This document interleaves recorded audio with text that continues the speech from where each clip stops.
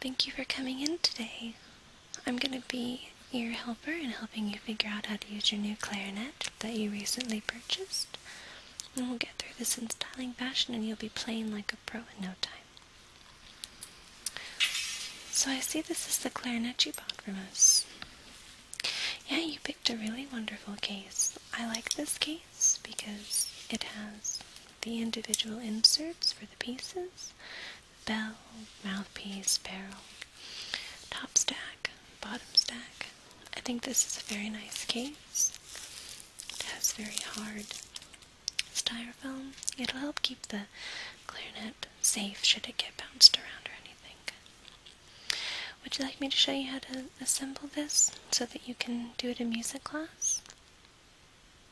Sure, I'll go ahead and do that, and then I will show you all the extra things that you got with your clarinet and how to use them properly to keep this instrument in top shape. Okay? Okay.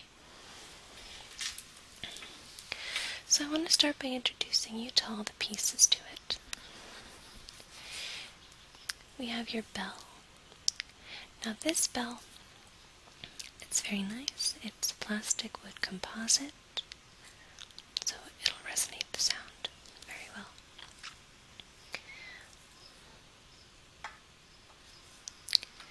Okay, then we have your bottom stack, and this is where your right hand is going to go. You have a thumb rest back here that you will rest your right thumb under, and I usually try to cradle it on the knuckle of my thumb. So, knuckle. And then you'd come around to the front, and you'd place 1, 2, 3 fingers on the keyholes. Your pinky finger will navigate these 4 keys, alternatively, depending on the note you're trying to play. But as you can see, they all do different things. This one functions the key right there. This one also functions that key. This one. And this one. Okay, so this is your bottom stack.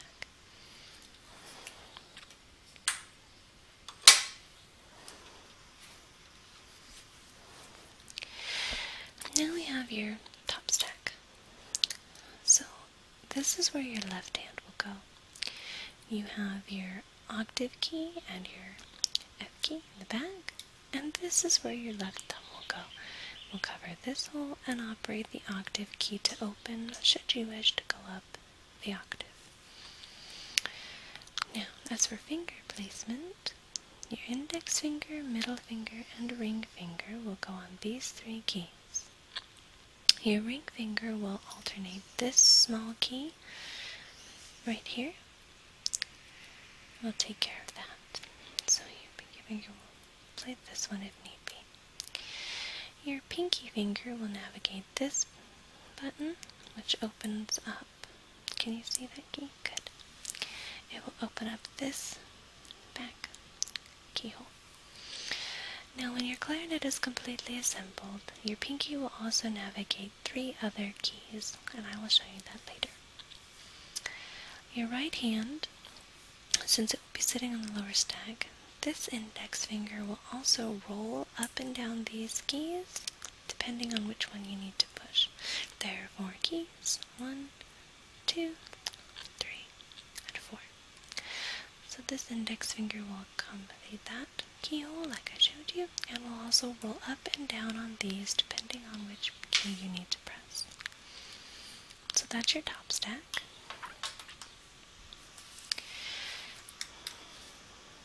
Then we have your barrel. This just is another piece of the clarinet. The barrel can be adjusted to be a little higher off the top stack or completely closed off to help with any flat or sharp pitches that might be coming out of your instrument when you play it. This is your mouthpiece.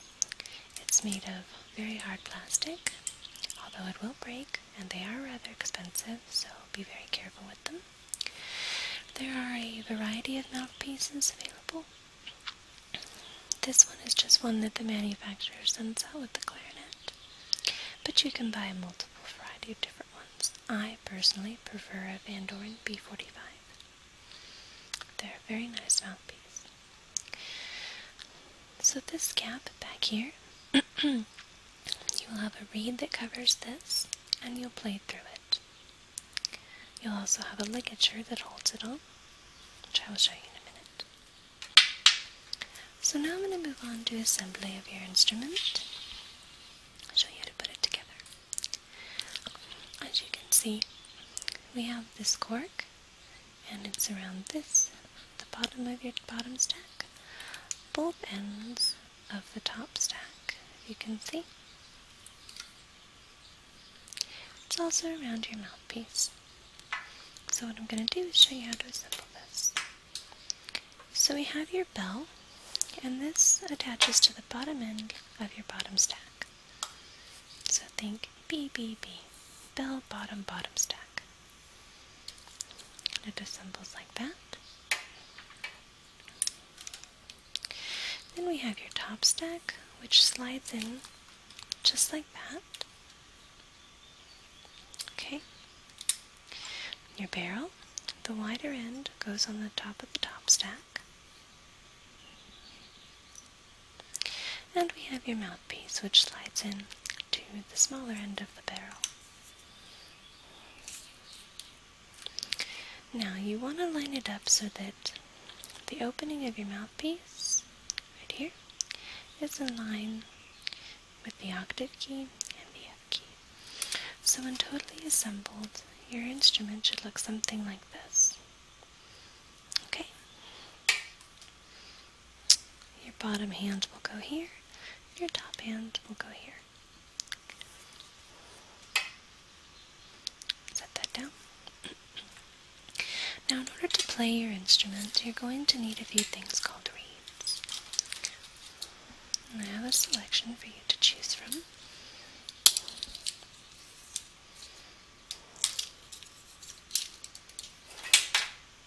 Put this down on my lap.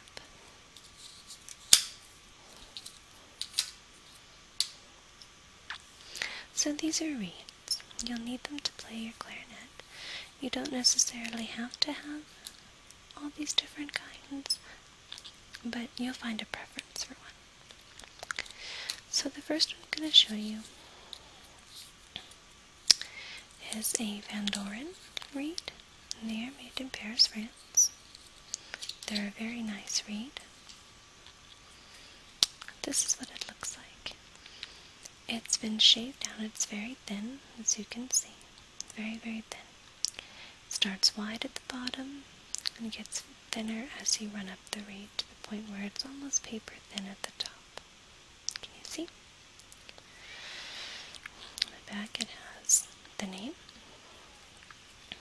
Now, reeds come in different sizes, usually starting at a 2 and working all the way up to a 4 or a 5, depending on the reed manufacturer. This one, personally, is good for beginners. It's a Doren 2.5, and the number simply refers to the hardness and the thickness of the reed. So what you would do is you need to get the reed wet. So what you need to do is take the bottom end of this reed, place it in your mouth, and soak it with your saliva. This will help lubricate the reed, and you want to start with the bottom first because the moisture from your mouth will spread from the bottom of the reed all the way up to the top. Just right there. Okay? So after you do that, and if it's a new reed, give it a few minutes in your mouth. Set that down for a minute. You have this ligature, which we use to hold the reed into place. There are different types of ligatures all around. They have metal ones. I prefer this leather one. It's just a much better quality. So you take this ligature, this one, and they all assemble differently on the mouthpiece. Again, I like this one because it's leather, and this leather band goes across the entire back of the reed, and since there's only one screw, it keeps even pressure over the reed. Some ligatures have 2 screws, and unfortunately what that does is causes pressure in 2 points instead of one continuous point, which can affect the way that the reed vibrates. So we're going to go ahead and just slide this on like this. You can see the screw in the front across the name of the mouthpiece, and just this leather band in the back. Now, let's say you've soaked your reed in your mouth for a few minutes. The thin end goes up here on top of the mouthpiece where the opening is, because when you put the mouthpiece in your mouth and you blow air through it, the air that you blow out will go through the small space between the reed and the mouthpiece, causing the reed to vibrate back and forth, which will produce the resonating sound. So we're just going to slide the reed in. Be very careful not to break it, it's fragile. And when you put the reed on, you want to tighten this up. I'm going to take the barrel off so that I can just show you this mouthpiece first.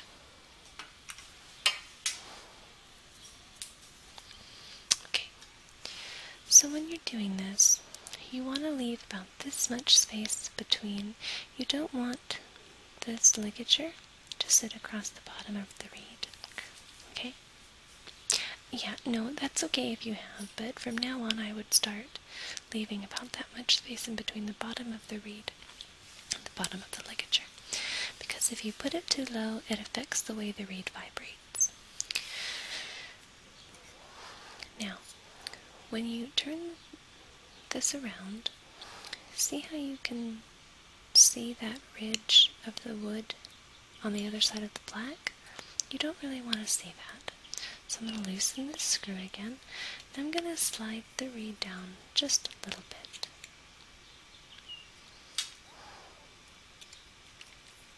Tighten it back up. Now, when I say tighten, you do not want to crank this so hard that the reed can't vibrate. And you'll find that sweet spot once you've played for a couple of weeks. You'll find that sweet spot of where your ligature likes to be. So I usually tighten it, and then I go back half turn. See the very small amount of wood that you can see over that black ridge of the mouthpiece? That's what you want. So now your reed is assembled. Put this back on. So when you hold your clarinet, you need to hold it between your legs at a 45-degree angle out from your body. So it should kind of look at an angle like this. Yes, your music teacher will cover more of that with you when you start. Every music teacher is a little different, so I don't want to say to do one thing or another, but it needs to be at a 40. The bells should be angled at a 45-degree angle away from your body. Okay? Do you have any questions so far? Cleaning and maintenance. Perfect. I'll talk about that right now. So, when you're done playing your instrument for the day, you're going to start by taking off the mouthpiece first. Removal of the ligature, removal of the reed. Now for reeds, it's very important that they go back and they dry flat, because unfortunately they are made of bamboo. Not unfortunately, but bamboo reeds are very nice. When a reed dries, because it's wood, it can dry and warp, kind of not flat. Like if you've ever seen an old patio, after years and years of rain, the wood is kind of bent and warped. The same thing can happen to your reeds. So we recommend a reed protector case. And they come with two-sided, or they come with, two-sided with 2 slots on each side, so you could store 4. This is just a small one, it stores 2. So what I would do, you open it up a little bit, so you can see it opens a little bit. The most important part to keep flat is this thin area at the top, because if this gets wavy and warped, your reed will not play properly. So when you take these to store them, you need to sort of wipe off the excess saliva, if there is any. And you take this thin part and you put it on the bottom like this. You gently slide it in, just so that the bottom of the reed is level with the bottom of the reed protector. And then you just snap the top part closed. Whoops, I didn't close it. Okay, now it's in. This will keep the reed flat against the plastic and will help keep the reed from warping. I recommend using one of these with all of your reeds because reeds are very expensive and they will last much longer if you keep them in a reed protector. Okay. These clear packages that they originally come in, those are fine. You can use those if you want to, but I really recommend getting a reed protector case because these cases are plastic, so they don't keep the reed tight and flat against the surface. Now, you asked about care and maintenance of the instrument itself. So when you're done playing, it's very important that you clean out your mouthpiece and that you clean out your barrel. If you see inside the barrel, it starts out wide and then gets smaller. That's because there's a ring in the inside. So it has this little edge that will collect spit and anything else that was in your mouth, like food or anything like that, food particles. It'll all collect around that edge. So I recommend taking a small Q-tip and just running it along the inside on both ends of the barrel. Can you? Oh yeah, there you go, you can see now. Yeah, so you're just going to take a Q-tip like this, swirl it around the inside along that edge to clean out any food particles. Does that make sense? Great. Now, for your bell,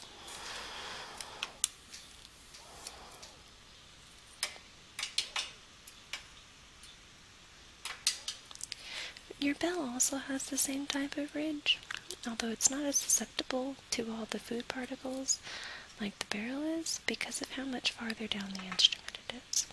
But you should still take a Q-tip and clean that edge as well, just to keep it clean.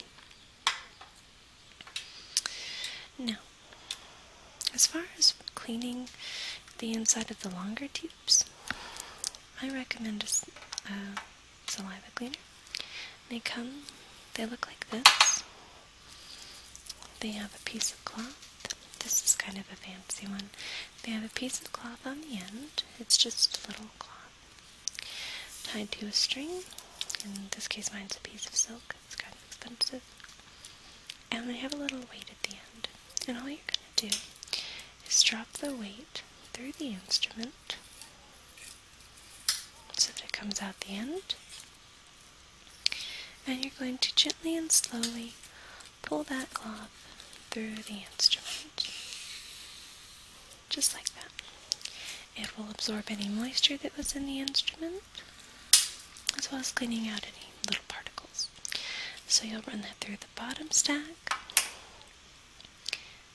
and you'll also run that through your top stack. You can run it through your mouthpiece and your barrel as well, but you don't have to. But you should keep the mouthpiece clean, because on the side of the mouthpiece, it's hollow, and so that will also collect food particles. But you can also use a Q-tip to clean that through as well. Well, if you have any questions, you can always refer to our customer service line. I want to thank you for coming in. Really appreciate you taking the time to learn this instrument and become friends with it. I also play this instrument. Yes, I love it. I've played it for a very long time. It's very rewarding. It can be a little difficult to learn at first, but the outcome is wonderful. It produces a beautiful tune. You can play very beautiful music on it. So again, thank you for coming in. I hope you enjoy your instrument, and we'll see you back in the music studio very soon. Thank you.